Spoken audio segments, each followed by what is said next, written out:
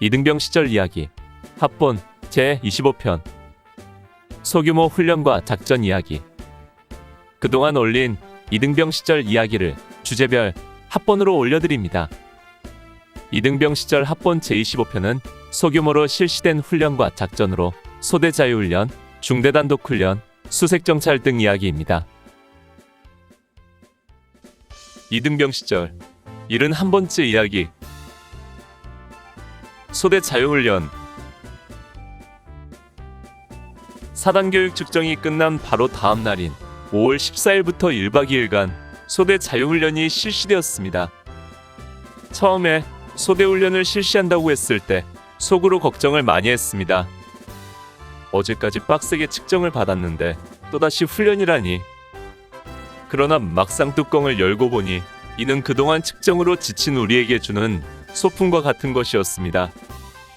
물론 군장을 꾸리고 행군을 하고 산악을 누벼야 하지만 그런 것은 이미 기본이었기 때문에 그리 문제가 되지 않았습니다.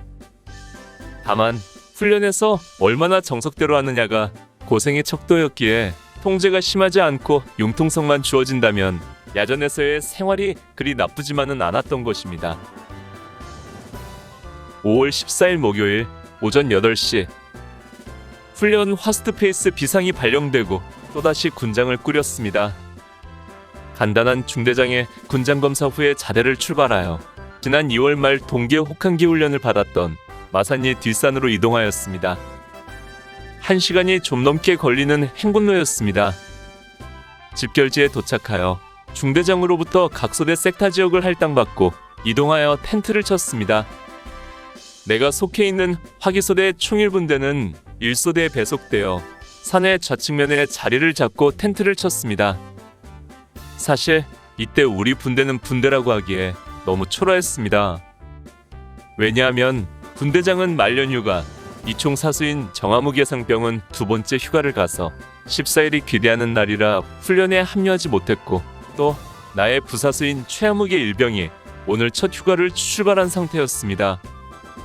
게다가 이총 탄약수인 이하무계 이병이 대항군으로 나가서 우리 분대는 1총 사수인 이하무계 상병과 나 그리고 2총 부사수인 소나무계 이병 등 3명밖에 없었던 것입니다.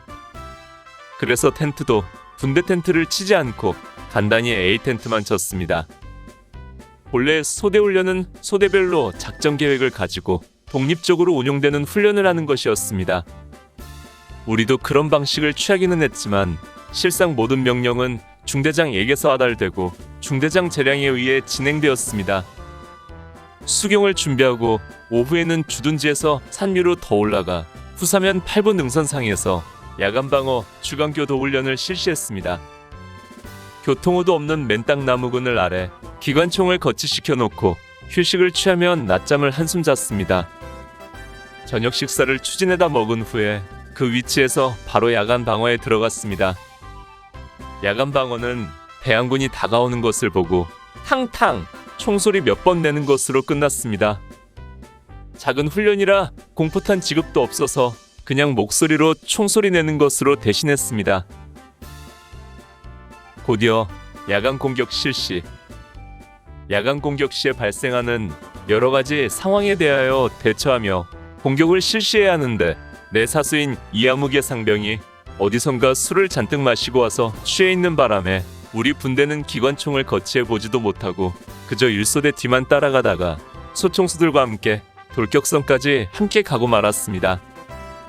정상적인 훈련 같으면 재공격을 실시하던지 아니면 기합을 받아야 할 일이었지만 그 누구도 이 문제에 대하여 탓하지 않았고 우리들도 그냥 슬쩍 있다가 밤 10시쯤 모든 상황을 끝내고 텐트로 돌아와 취침을 했습니다. 본래 훈련 계획에는 취침 시간이 없고 계속해서 후반야 공격과 주간 공격까지 이어진다는데 중대장은 나머지 일정은 취소하고 텐트에서 편하게 잠을 자도록 했습니다. 15일 금요일 아침 식사를 마치고 곧바로 전장 정리에 들어갔습니다. 텐트를 걷고 군장을 꾸리고 장비를 챙긴 다음 집합하여 휴식을 취했습니다. 그런 와중에 오후 1시부터 있을 대대장이 참석하는 훈련 강평회를 위해 연습을 했습니다. 즉 각 소대에서 몇몇 병사가 나와서 이번 훈련에서의 잘잘못을 밝히고 개선할 사항을 발표하는 것입니다. 오전 동안 중대장이 지정한 소대의 대표들이 나와서 발표 연습을 했습니다. 그리고 오후 1시 대대장이 오자 모두들 연습한 대로 줄줄줄 모든 것은 각본대로 끝나고 오후 3시 자대를 향해 출발했습니다. 소대 자유훈련 말 그대로 사단 교육 측정을 받느라 지친 우리에게 주어진 자유로운 봄 소풍 같은 시간이었습니다. 이등병 시절 86번째 이야기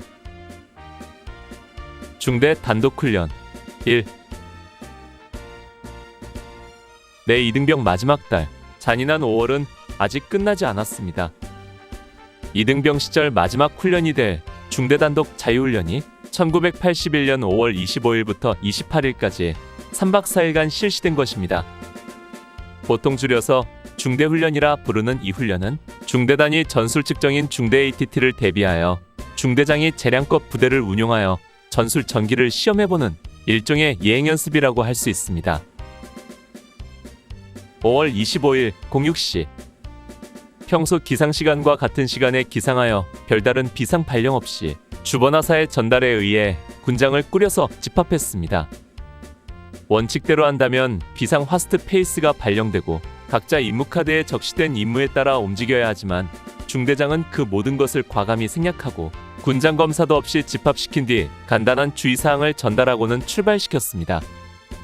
목적지는 우리 중대 훈련 섹터인 마산리 뒷산. 빠른 길로 가면 1시간 거리이지만 중대장은 너무 빨리 가도 안 된다며 행군로를 약간 변경하였습니다. 연대우문을 나와서 구암리를 가로지른 다음 환강리 냇물을 건너 산밑 도로를 따라가다가 다시 냇물을 건너 31연대가 있는 용아리 쪽으로 나왔습니다. 다시 송우리다리 못 미쳐 냇가를 끼고 둑을 따라 올라가다가 청리에서 마산리로 넘어가는 고개를 넘어 목적지에 도착했습니다. 5월의 봄빛 속에 2시간여의 행군, 그리고 행군로도 평탄하여 마치 봄소풍이라도 가는 것처럼 가볍게 행군을 마쳤습니다. 이곳은 지난번 혹한기 동계훈련과 소대 자유훈련을 했던 곳이라 이제는 마치 고향에 온 듯 모든 풍경이 눈에 익었습니다. 우리는 각 소대별로 지역을 할당받아 수경 준비를 했습니다. 좋은 계절인데다 몇 차례 훈련 경험이 쌓여서 이제는 모든 일을 무리 없이 착착 진행할 수 있었습니다. 터를 만들고 일부는 텐트를 치고 일부는 깔풀을 해오고 또 한두 사람은 가서 나무를 잘라와서 텐트 안에 소총거치대 등을 만듭니다. 한 개 분대가 생활할 공간을 완벽하게 만드는데 1시간이 채 걸리지 않았습니다. 역시 대한민국 짬밥은 위대했지요. 오전 동안은 텐트를 치고 휴식하다가 점심을 먹고 오후에는 송우리 뒷산으로 이동하여 주간방어에 들어갔습니다. 역시 지난번 동계훈련 때 공격과 방어를 했던 곳입니다. 나의 총일분대는 1소대에 배속되어 8분응선 상의 진지를 구축하고 주변의 나무들을 꺾어다 위장한 뒤 잠을 잤습니다. 주간방어는 별다른 상황 없이 그냥 지나갔습니다. 저녁 식사를 추진해서 방어진지에서 먹고 그 자리에서 곧바로 야간방어에 들어갔습니다. 밤 8시가 넘어서자 대항군으로 편성된 대대 수색소대가 공격해왔습니다. 그러나 깜깜한 밤에 우리 방어지역이 워낙 급경사라 대항군들도 공격을 엄두도 내지 못하고 그저 공격 신용만 내다가 말았습니다. 우리가 혹한기 동계훈련 때 풀뿌리와 나무를 부여잡고 기어서 공격했던 그곳이었습니다. 수경지로 돌아와서 불침범 명단을 확인하고 나머지는 곧바로 취침에 들어갔습니다. 야전 생활에서의 좋은 점이 바로 이것입니다. 자대에 있을 때보다 훨씬 많이 잠을 잘 수 있다는 것, 그리고 관물정돈이나 점호가 없다는 것 등이지요. 다만 야전에서 늘 식사가 적게 나온다는 것은 영원한 숙제였습니다. 5월 26일 어젯밤 야간 방어를 했기 때문에 오전 동안은 휴식을 했습니다. 오후에는 거점 방어에 투입되기로 계획이 세워져 있었습니다. 거점 방어는 유사시에 우리의 방어진지로 투입되어 방어태세를 갖추는 것입니다. 즉 원칙대로 하면 인제에 우리 진지로 투입되어야 하는 것입니다. 우리 중대는 거점 투입 전에 수행할 중요한 임무가 있었는데 바로 9.15 고지상의 사단통신대를 보호하는 것이었습니다. 그래서 우리 중대는 이제 우리 진지에 투입되기에 앞서 반드시 9.15 고지를 거쳐서 가야 했습니다. 오늘도 인제 거점까지는 아니라도 최소한 9.15 고지까지는 갔다 와야 하리라는 예측이 무성했고 그것이 큰 걱정이었습니다. 9.15 고지까지는 최소 왕복 8시간 이상 산악행군을 해야 하는데 그것이 장난이 아닌 것입니다. 오후 훈련 집합을 했을 때까지만 해도 모두들 걱정스런 마음이었습니다. 인원 점검을 마치고 이동을 시작했는데 가는 방향이 9.15 쪽이 아니었습니다. 혹시나 하던 마음이 점점 안도의 마음으로 바뀌면서 9.15만 아니면 다른 훈련은 무엇을 해도 좋다는 얘기까지 돌았습니다. 행군이 멈춘 곳은 송우리와 황강리 사이에 큰 냇가였습니다. 우리를 집합시킨 뒤 중대장이 우리 앞에 섰습니다. 오늘 너희들은 9.15 고지를 갔다 와야 한다. 그러나 본 중대장의 재량으로 여러분들에게 선물을 주기로 했다. 오늘 거점 방어는 없다. 우리는 중대장의 말 한마디에 환호를 질렀습니다. 와! 그 대신 지금부터 너희들은 목욕을 하도록 한다. 단 한 사람도 열애 없이 모두 물속에 들어가서 그동안 묵은 때를 벗겨내도록 한다. 알겠나? 예! 이게 웬 떡이란 말인가? 9.15 투입을 안 하는 것뿐 아니라 다른 훈련도 없이 목욕이라니. 우리는 모두들 옷을 홀랑 벗고 물속으로 텀벙텀벙 들어갔습니다. 100여 명이 넘는 장정들이 실오라기 하나 걸치지 않은 원초의 모습으로 물속에서 텀벙거리며 노는 장관은 아마 보지 못한 사람은 알지 못할 것입니다. 여기에는 고참도 졸병도 계급도 없습니다. 물장구 치고 물싸움하고 하나같이 개구쟁이 같은 머스매들만 있을 뿐입니다. 비누도 없고 타월도 없고 목욕에 필요한 것은 전무했지만 우리는 물에 몸을 푹 불린 다음 강바닥에서 매끈한 돌멩이를 주워서 때를 밀었습니다. 나도 그동안의 묵은 때를 모두 벗길 요량으로 몇 번이나 물속을 들락거리며 때를 밀고 아는 전우들끼리 등을 밀어주었습니다. 속옷과 군복도 빨아서 양지 바른 곳에 널어두었지요.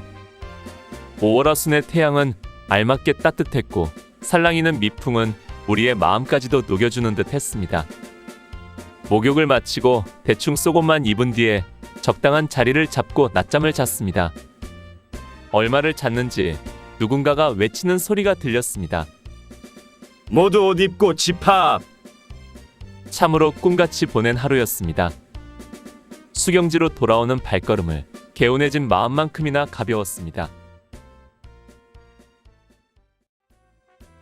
이등병 시절 87번째 이야기.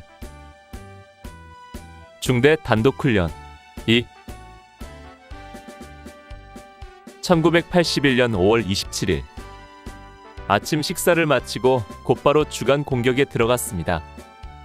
수경지에서 멀지 않은 4,500고지 되는 야산을 목표로 1소대는 우측 경사면을 그리고 3소대는 좌측을 맡아 공격했고 2소대를 예비대로 운용하여 1소대와 3소대를 엄호하다가 중앙부를 공격했습니다.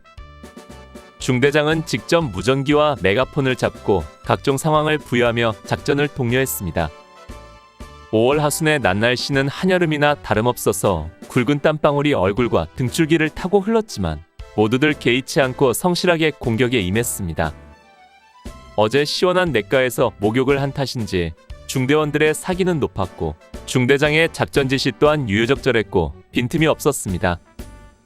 우리 기관총들도 적절한 위치에서 지원 사격을 해주었고 우리 앞서 소총수들도 한결같이 땀으로 범벅이 되었어도 정상을 향해 공격 앞으로를 힘있게 감행했습니다. 중대장은 매우 흡족해했습니다. 기분이 좋아서 칭찬을 아끼지 않았고 남은 시간 동안 오락회를 시키며 즐거워했습니다. 그러면서 우리들에게 참으로 기분 좋은 약속까지 했습니다.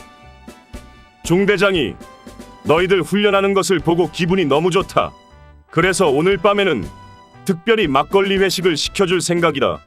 오후에 남은 훈련도 잘하고 기분 좋게 회식을 하도록 하자. 알았나? 세상에 군대에서 이런 일도 있는가? 처음엔 우리들 귀를 의심했습니다. 그러나 고참들 말로는 중대훈련은 상급부대 통제가 거의 없기 때문에 중대장 재량으로 이런 일도 할 수 있다고 하더군요.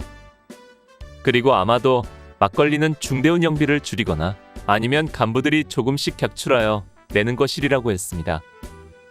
아무튼 사정이야 어찌되었든 나는 군대에 와서 처음으로 공식적인 음주회식을 기대하게 되었습니다. 오후에는 야간 공격 주간교도 훈련을 실시했습니다. 그러나 모두들 마음이 들떠서인지 오전처럼 일사불란한 훈련은 이루어지지 않았고 통제도 되지 않았습니다. 내가 배속된 일소대 소총수들은 우리 기관총이 진지 확보도 하기 전에 미리 공격을 개시했습니다. 아마 실제 전투 상황이었다면 우리 기관총의 아군이 모두 전사하는 비극이 벌어졌을 것입니다.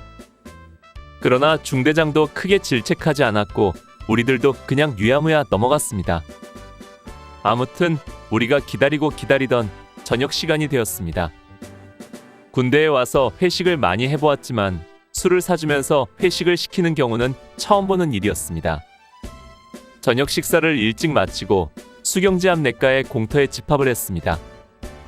중대장으로부터 간단한 주의사항을 들었습니다. 지금부터 막걸리 회식을 시작한다. 그러나 공식적인 음주는 아니다. 군인은 어떠한 경우에도 공식적인 음주를 허락하지 않는다. 이것은 중대장이 너희들에게 내리는 상이다. 그러기에 여러분이 오늘 회식을 하고 문제가 발생하면 그 모든 책임은 나에게로 돌아온다. 따라서 다음 말하는 주의사항을 잘 듣고 일체 불미스러운 일이 없기를 바란다. 첫째, 이곳에서 공식적으로 주는 술 이외에 절대 더 마시지 말라. 만약 술을 더 추진해다 먹는 사람은 발각되는 즉시 영창에 집어넣을 것이다. 둘째, 술에 취해 폭력을 행사하지 말라. 고참이 쫄병을 구타하거나 군기 잡는 행위를 금한다. 기타 군율에 위배되는 일체의 행위는 불허한다. 그리고 회식 후에 각 소대별 오락과 장기자랑을 실시하는데 단 한 사람도 낙오 없이 즐기도록 한다. 알았나? 중대장의 훈시가 끝나고 곧바로 막걸리가 분배되었습니다. 각 소대별로 5대, 즉 반말씩이 돌아갔습니다. 만족할 만한 양은 아니었지만 그래도 1인당 반합뚜껑으로 몇 잔씩 돌아갔습니다. 술을 마시고는 소대별로 춤추고 놀았습니다. 점점 열기가 오르면서 소대별로 경쟁이 붙었습니다. 각 소대 고참들은 자기 소대가 다른 소대보다 뒤지지 않도록 계속 독려하여 서로 전쟁과 같은 회식 뒤풀이를 했습니다. 역시 군인들의 회식은 어디가 달라도 달랐습니다. 무슨 일에서든지 절대 져서도 안 되고 질 수도 없는 것이 군인들이었던 것입니다.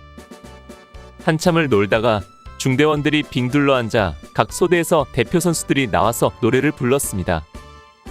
우리 화기소대에는 업소에서 노래하다 온 내 동기 라이병이 있기에 노래에 관해서는 단연 최고였습니다. 나중에는 인사계의 노래도 듣고 중대장의 노래까지 들으며 밤 9시가 넘도록 놀았습니다. 중대장은 별이 빛나는 밤에라는 노래를 가수 뺨치도록 멋지게 불렀습니다. 5월 28일 목요일 오전은 정비 시간이었기에 텐트 안에서 휴식을 취하다가 오전 10시부터 철수 준비를 시작했습니다.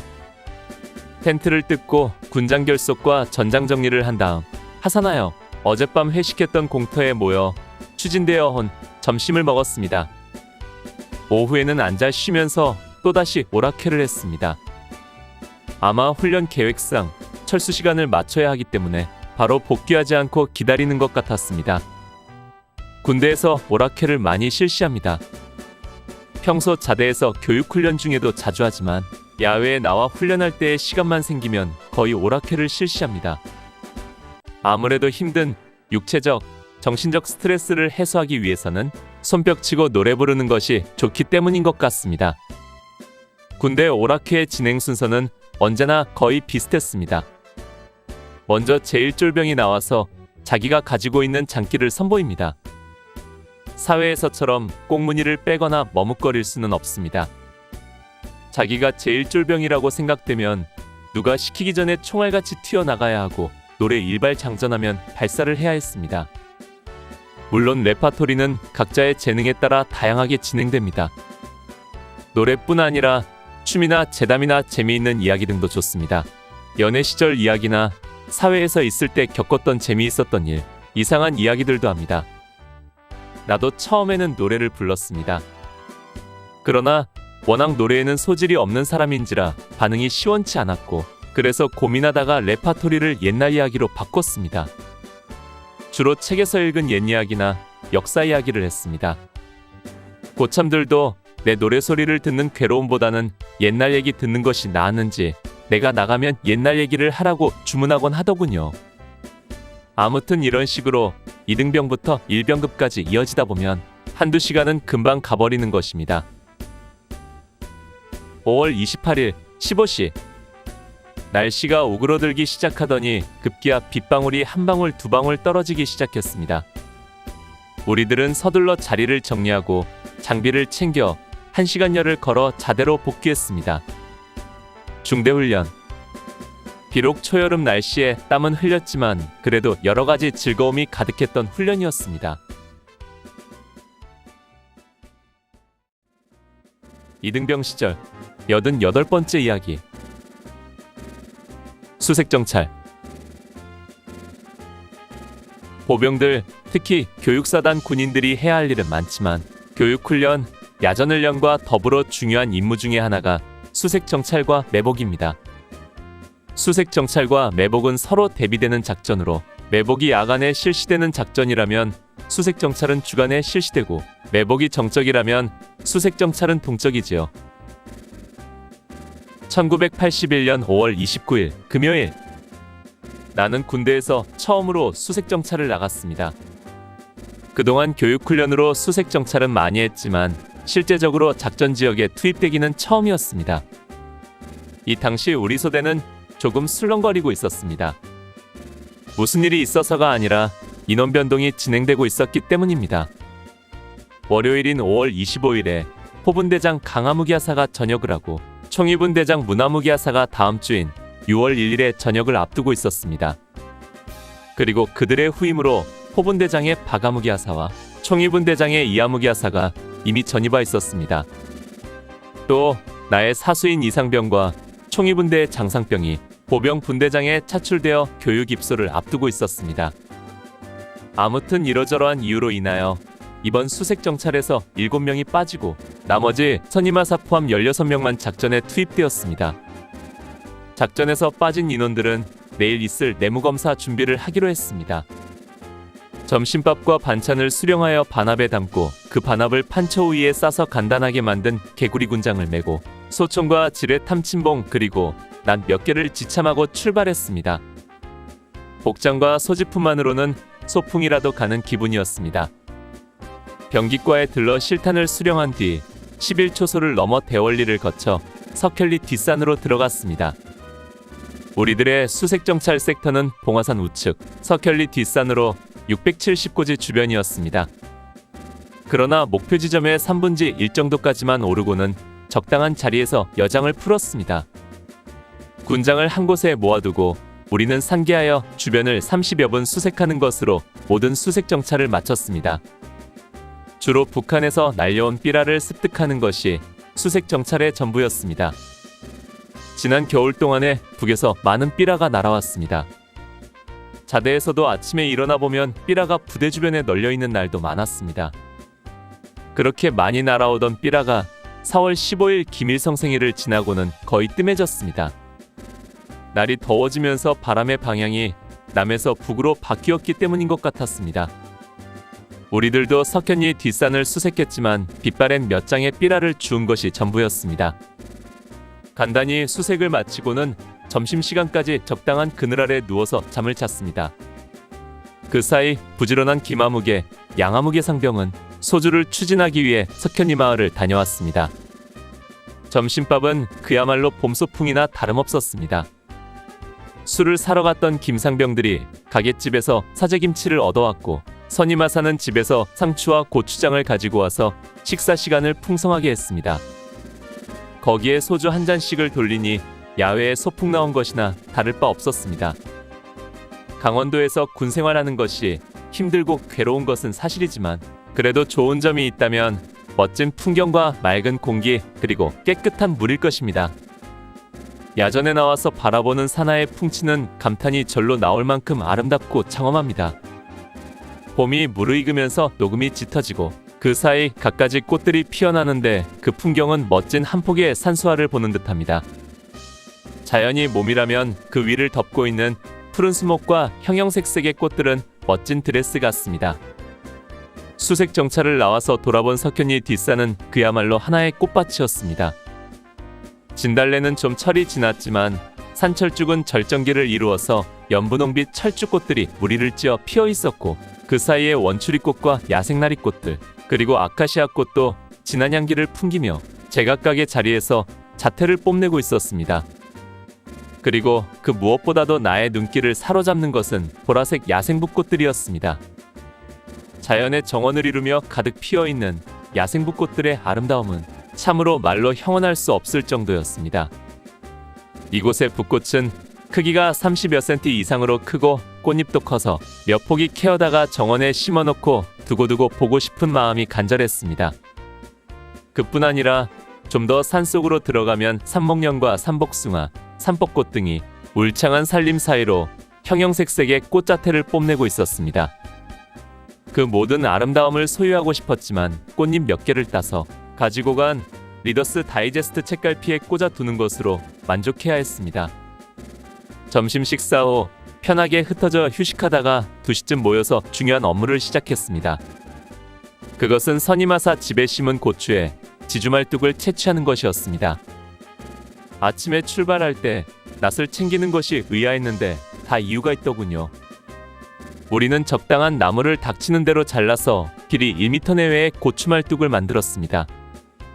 그것들을 칡넝쿨로 몇 개의 뭉치로 묶어 멜빵을 만든 다음 우리 쫄병들이 짊어지고 내려왔습니다. 우리가 고추말뚝을 하는 동안 고참 몇 명이 어디론가 다녀왔는데 알고 보니 석현이 이장댁에 다녀왔더군요. 오늘의 수색정찰 전과가 너무 없어서 이장집에 모아놓은 삐라를 받아오는 길이라고 했습니다. 당시 이장댁에는 동네 아이들이 삐라를 주워다 주면 연필이나 노트를 상으로 주었기 때문에 이장댁에는 항상 삐라가 많이 있었습니다.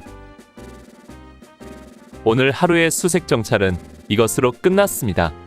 사실 봄소풍이나 다름없었지요.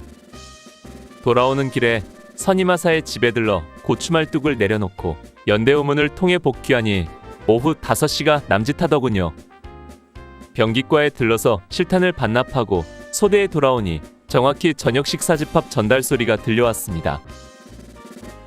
오늘 추억여행에 함께 해주셔서 감사합니다. 다음 이야기를 기대해 주시고 구독과 좋아요 부탁드립니다. 당백